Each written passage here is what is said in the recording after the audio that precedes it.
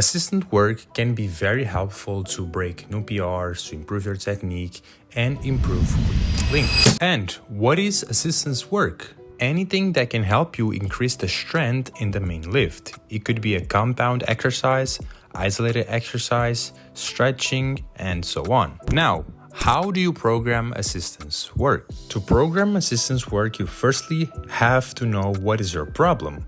Work capacity, your triceps are giving up before your chest, lower back is backing you down in the squats, you cannot lock out on the pull-ups, and according to your problem, you'll decide how to do it.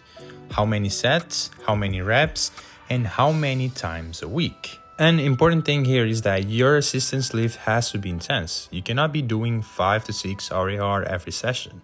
Of course, on a recovery session, you can do a low intensity work. A big mistake is going to your secondary movement without a purpose, without girth, without this mindset of going all in.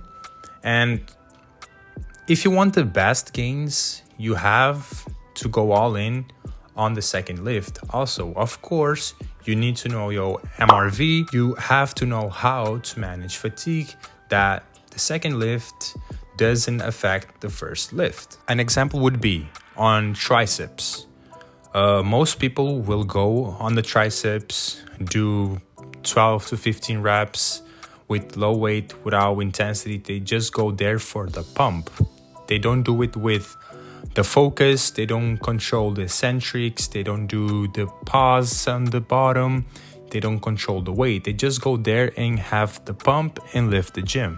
But if you want the best gains, you have to go there with the right mindset. So let me share you my experience, and this way you can see things clearly. Last year and 2 years ago, always that I got to 80 to 90% of my 1 rep max and the dips as a working set, I would get some shoulder and chest discomfort. And this would not let me go all in on the competition. And I would be this little to get an injury. So this year, what I did, I used the bench press as a secondary movement so I can gain some muscle mass in the chest area and on the shoulder. Also, my ligaments and tendons will get stronger and I'll build more resilience in this area. So probably this year when I get to those weights, I will not feel that discomfort or pain. I think it's very helpful to do the movement, a pushing movement in different movement paths, so you can build more resilience and you'll be less prone to injury and you'll be stronger in total because you've built more muscle tissue, your tendons are stronger, and all of this is helpful if you want to get stronger. Another experience is with the pull-ups. I was having some trouble doing the lockout and the pull-ups. So what I did, I decided to do only locked pull-ups or chin-ups. And now that I'm doing normal chin-ups, I'm feeling way stronger, and the lockouts feel better, everything feels better. And the locked chin-ups wasn't a secondary movement, it was my main movement, but before that I was doing it as a secondary movement.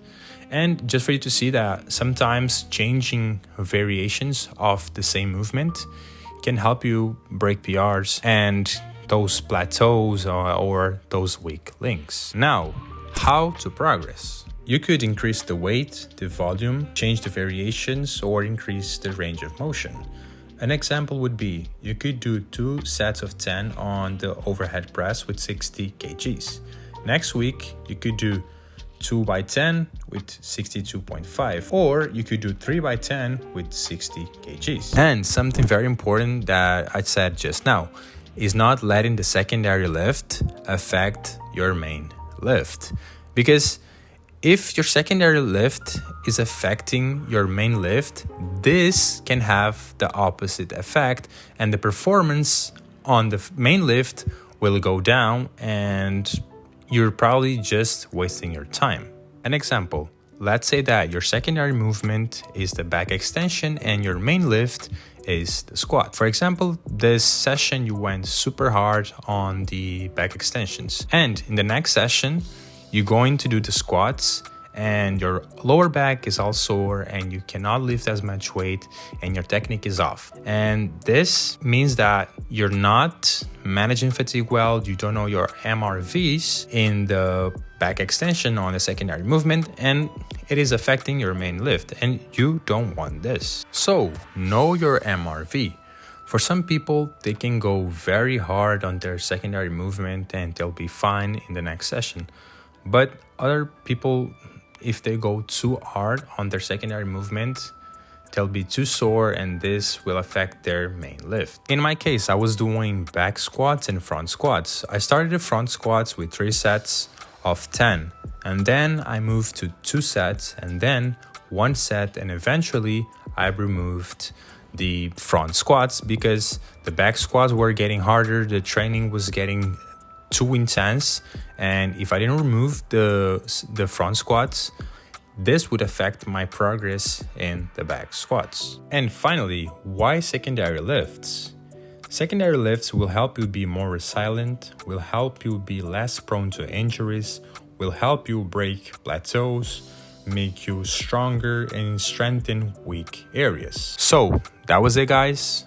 I hope this wasn't too confusing for you. Hope you learned something, and see y'all in the next video.